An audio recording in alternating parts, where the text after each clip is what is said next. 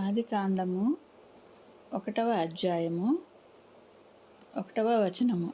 ఆదియందు దేవుడు భూమి ఆకాశములను సృజించెను. 2వ వచనము. భూమి నిరాకారముగాను శూన్యముగాను ఉండెను. చీకటి అగాధ జలములపైన కమ్మి ఉండెను. దేవుని ఆత్మ జలములపైన అల్లాడుచుండెను. 3వ వచనము. దేవుడు వెలుగు కమ్మని పలుకగా వెలుగు కలిగెను. 4వ వచనము. వెలుగు మంచిదైనట్టు దేవుడు చూచెను. దేవుడు వెలుగును చీకటిని వేరుపరచెను. 5వ వచనము. దేవుడు వెలుగునకు పగలనియు చీకటికి రాత్రి అనియు పేరు పెట్టెను. అస్తమయమును ఉదయమును కలగగా ఒక దినమాయెను. 6వ వచనం. మరియు దేవుడు జలముల మధ్య ఒక విశాలము కలిగి ఆ జలమును ఈ జలమును వేరుపరచునుగాక అని పలికెను. 7వ వచనం. దేవుడు ఆ విశాలము చేసి విశాలము క్రింది జలములను విశాలము మీది జలములను వేరుపరచగా ఆ ప్రకారం ఆయను. 8వ వచనము. దేవుడు ఆ విశాలమునకు ఆకాశమని పేరు పెట్టెను. అస్తమయమును ఉదయమును కలగగా 2వ దినమాయెను. 9వ వచనం. దేవుడు ఆకాశము కింద ఉన్న జలములు ఒకచోటనే కూర్చబడి ఆరిన నేల కనబడునుగాక అని పిలవగా ఆ ప్రకారం ఆయను. 10వ వచనం. దేవుడు ఆరిన నేలకు భూమి అని పేరు పెట్టెను. జలరాశికి ఆయన సముద్రములని పేరు పెట్టెను. అది మంచిదని దేవుడు చూచెను. 11వ వచనం. దేవుడు గడ్డిని విత్తనములిచ్చు చెట్లను భూమి మీద తమ తమ జాతి ప్రకారము తమలో విత్తనములు గల ఫలమిచ్చు ఫలవృక్షములను భూమి మొలిపించునుగాక అని పలకగా ఆ ప్రకారం ఆయను. 12వ వచనం. భూమి గడ్డిని తమ తమ జాతి ప్రకారం విత్తనములిచ్చు చెట్లను తమ తమ జాతి ప్రకారం తమలో విత్తనములు గల ఫలవృక్షములను మొలిపింపగా అది మంచిదని దేవుడు చూచెను. 13. అస్తమయమును ఉదయమును కలగగా 3వ దినమాయెను. 14. దేవుడు పగటిని రాత్రిని వేరుపరుచునట్లు ఆకాశ విశాలమందు జ్యోతులు కలుగునుగాక అనియు అవి సూచనలను కాలములను దిన సంవత్సరములను సూచించుటకై ఉండుగాక అని భూమిని వెలిగించుటకు గాక అనియు పలికెను. 15. భూమి మీద వెలుగిచ్చుటకు అవి ఆకాశ విశాలమందు జ్యోతులై ఉండుగాక అని పలికెను.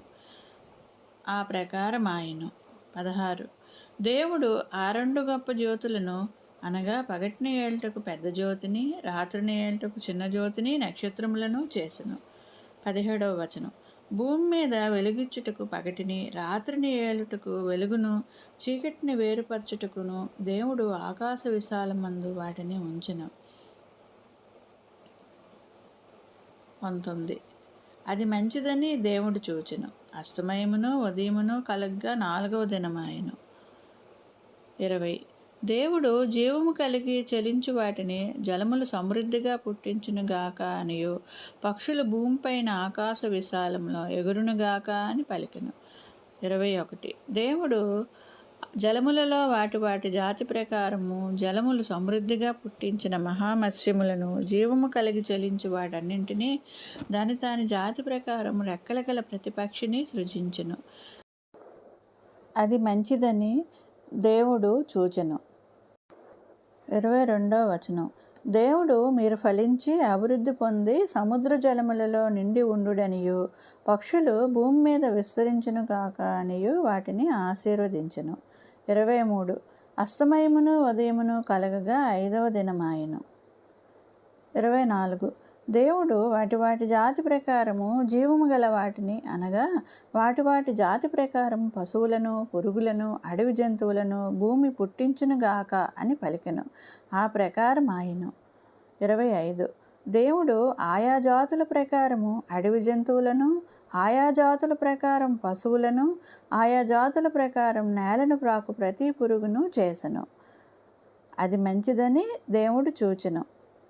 26. దేవుడు మన స్వరూపమందు మన పోలిక చొప్పున నరులను చేయుదము. వారు సముద్రపు చేపలను ఆకాశ పక్షులను పశువులను సమస్త భూమి మీద ప్రాకు ప్రతి జంతువును ఏలుదురుగాక అని పలికెను. 27. దేవుడు తన స్వరూపమందు నరుని సృజించెను. దేవుని స్వరూపమందు వాని సృజించెను. స్త్రీనిగాను పురుషునిగాను వారిని సృజించెను. 28వ వచనం. దేవుడు వారిని ఆశీర్వదించెను. ఎట్లనగా, మీరు ఫలించి అభివృద్ధి పొంది విస్తరించి భూమిని నిండించి దాన్ని లోపరుచుకునిడి. సముద్రపు చేపలను ఆకాశ పక్షులను భూమి మీద ప్రాకు ప్రతి జీవిని ఏలుడని దేవుడు వారితో చెప్పెను. 29.